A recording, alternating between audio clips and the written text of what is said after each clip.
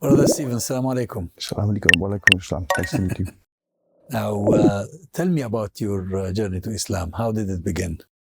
So I would say it was probably late 2012, going on to 2013, that I started believing in God. It just came to me one day. I thought, well, maybe a God exists. So. And prior to that, you didn't believe? No, didn't believe at all. Didn't get brought up with any sort of belief in my life.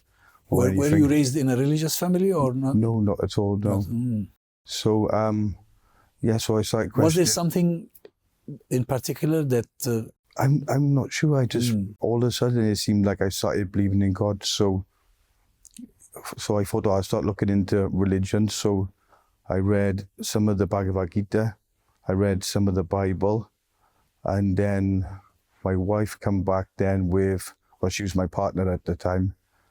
She came back with a Quran from a brother in Cardiff Town doing Dawah. So she was passing through and... Yes, I spoke to her recently about it again. She said that I'd actually walked past him with her one time or spoke to him and said, can you get a Quran for me? So I just remember the moment when she brought the Quran home. So I was like, oh, wow. So I opened the Quran, started reading it.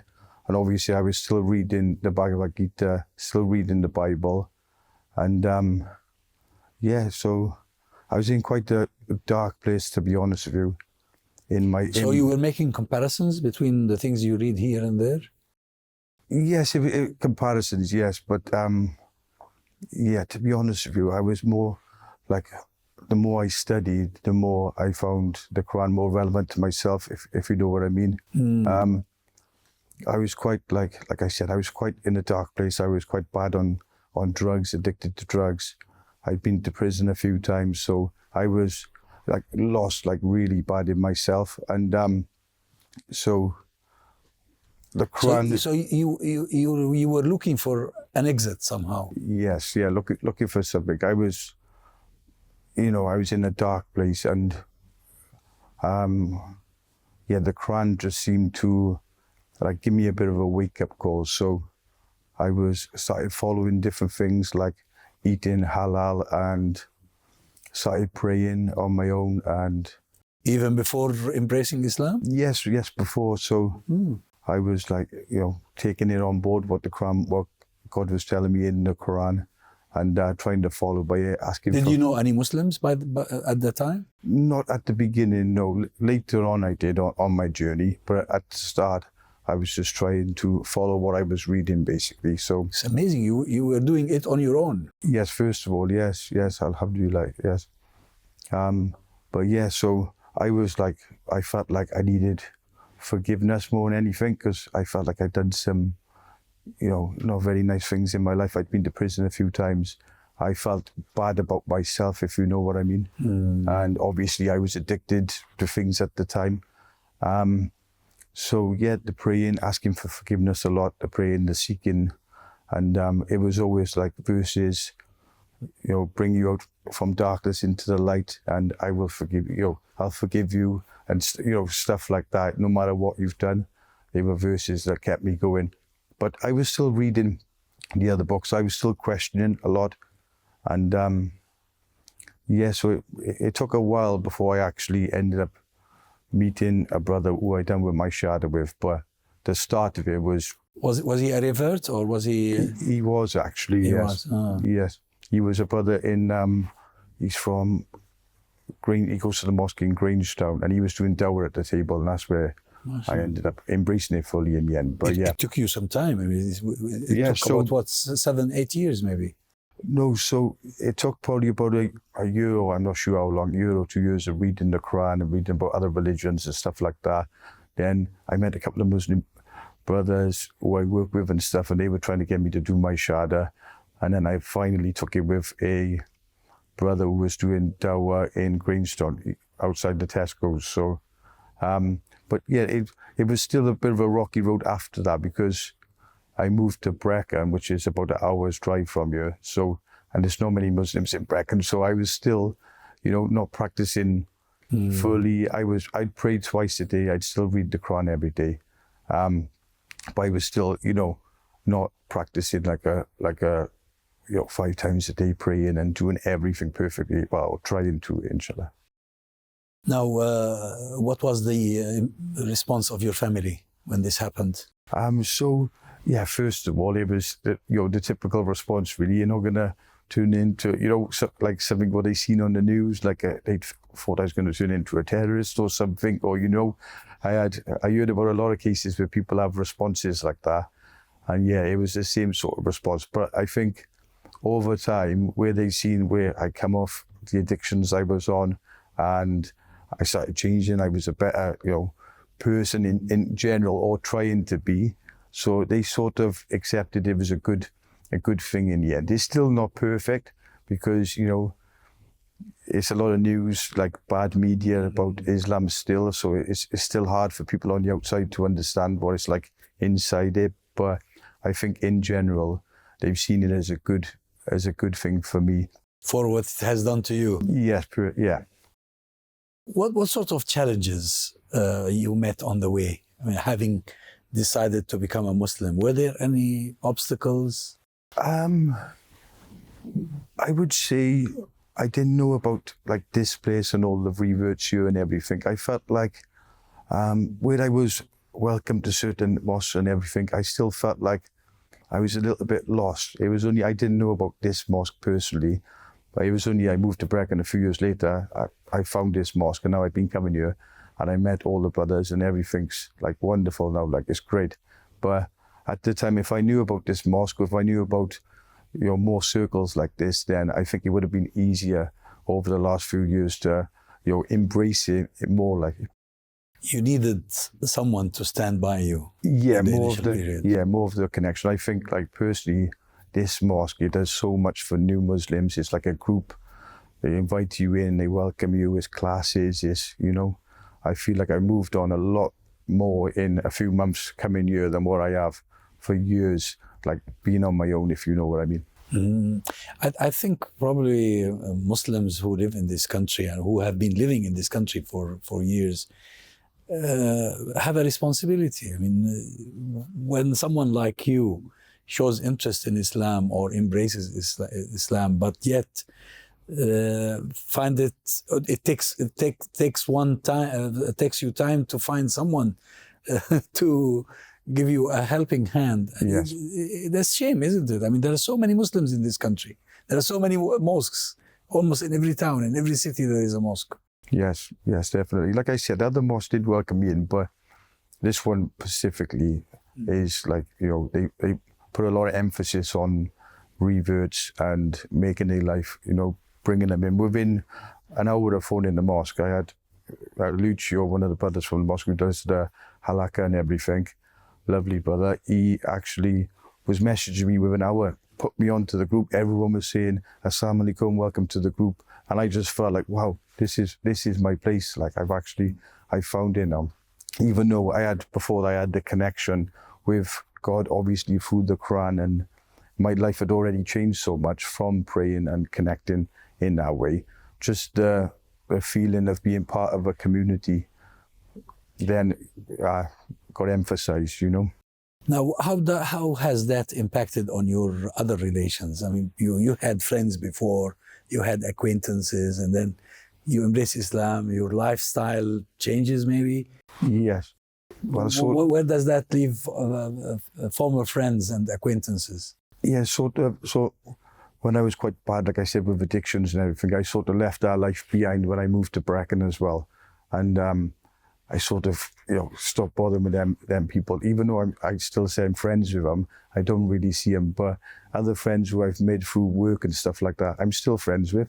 So, but I'm not going to go to, I do things that they do. So they it's still sort of like a barrier up, if you know what I mean, because we got different beliefs and we do different things, but we still got a friendly relationship and we class each other as friends. So you haven't lost friends because of this? No, not really. But you've gained some. Yeah, I've gained a lot. Yeah. Well, it's a different lifestyle, isn't it? Yes. And I mean, I see how people live here. If there's a certain lifestyle for non-Muslims that is difficult to, that is really incompatible with a Muslim way of life, or what a Muslim way of life is supposed to be. For instance, I see people when they leave work in the late afternoon, the first thing they do is go to the pub. Yes. Meet with friends, have a laugh over a pint or two or whatever. Once you are a Muslim, you can no longer do this. Yes. Now, when you said to me you've been to prison several times. Yes. Did you meet Muslims inside the prisons? Yes, I did. Yes, but because I weren't interested at the time, I didn't really pay no attention. To be honest with you, they were just there, and I was there, and didn't think anything of it at the time. So that didn't play a role at all? No, not at all. This was probably the last time I was in prison. I was about 24, and then this was a few years later that I actually got interested. So, yeah, I didn't have no Muslim friends at that time. So just the Quran, I'd say. It was the interest in God, and then the connection with the Quran what did it for me personally. So making sure Now, what can Muslims do to help rescue these young men who are into drugs, who are into crime, who may end up being in prison? Probably the Muslims can do something or should do something about this. Yes, it's a difficult one, because a lot of my friends at that time, when we was all in the same addicted circle, like when I first started believing, I'd be like, here's the Quran, here's God and everything, and I'd be trying to convince them, but it was falling on deaf ears, if you know what I mean, because they weren't interested.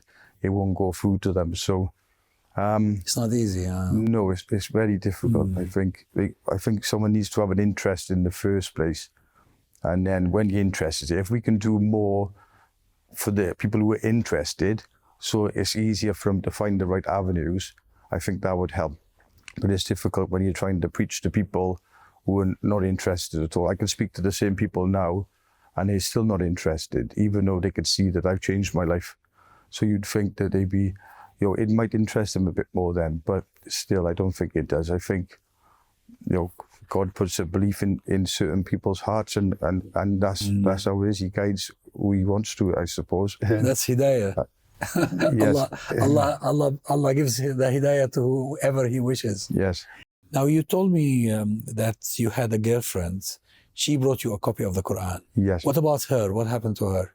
So she still is. She's my wife now.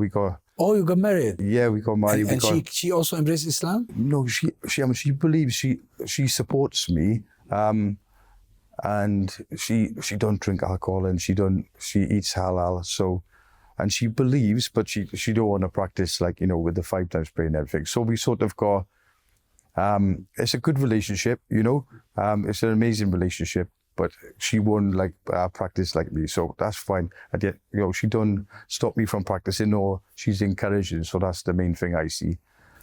We try to make it work like that. Do you have children? Yes, 2 children. We got 2 daughters now. And what do you do about that? I mean, how old are they? One is just turned 10, and the other one is nearly 3. Now, you are a Muslim. Your wife is not a Muslim.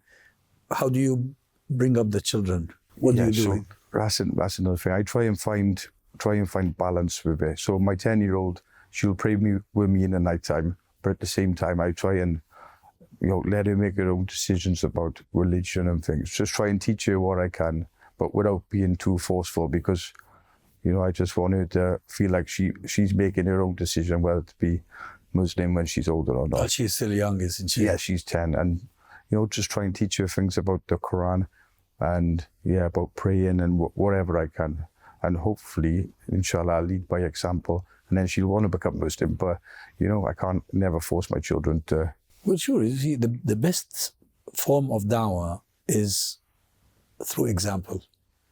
And I think nothing else works.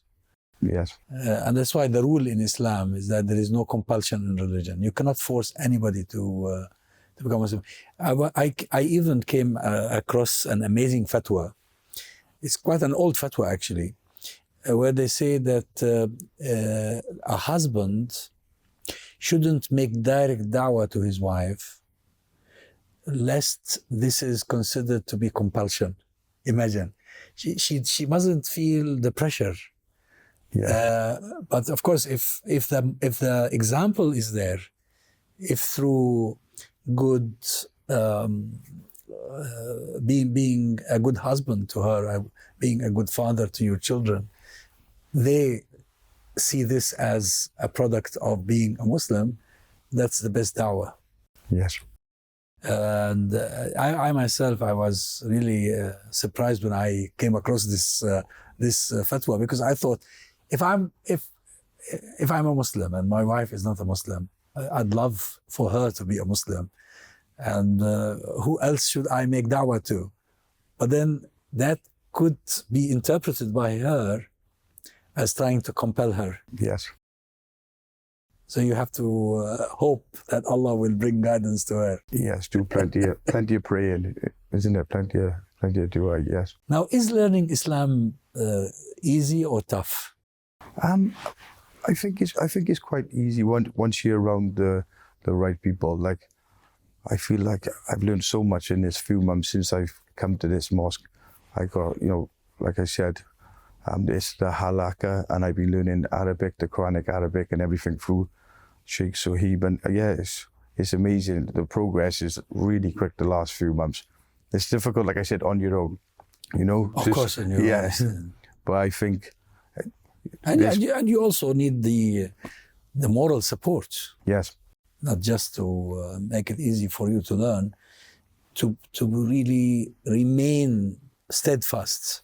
You need to be part of a group, part of an ummah. Yes. Yes. Have you been to any Muslim country? No, not yet. Not yet. No, I hope to, inshallah, next year. No, this year, at the end of the year, I want to do Umrah, hopefully. So, inshallah, we see how it goes. Inshallah. How has been the reaction of the Muslim community around you? Have they been supportive? Oh yeah, massively. Yes, massively.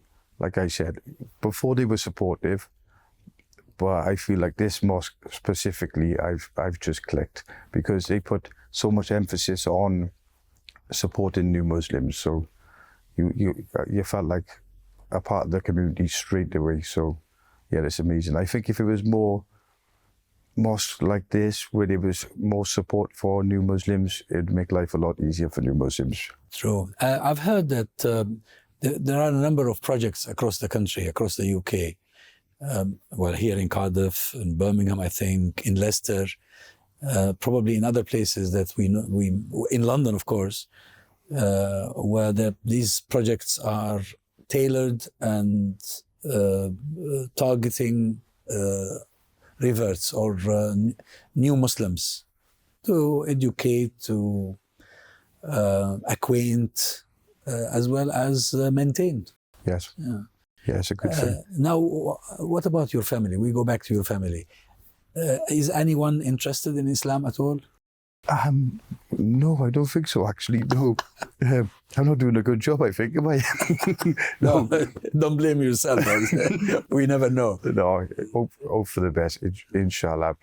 I pray for him to be Muslim, because I see it as, the best way for yourself personally. So let's just pray that's gonna come to be. So, but you maintain good relation with them. Oh yes, really good. You visit.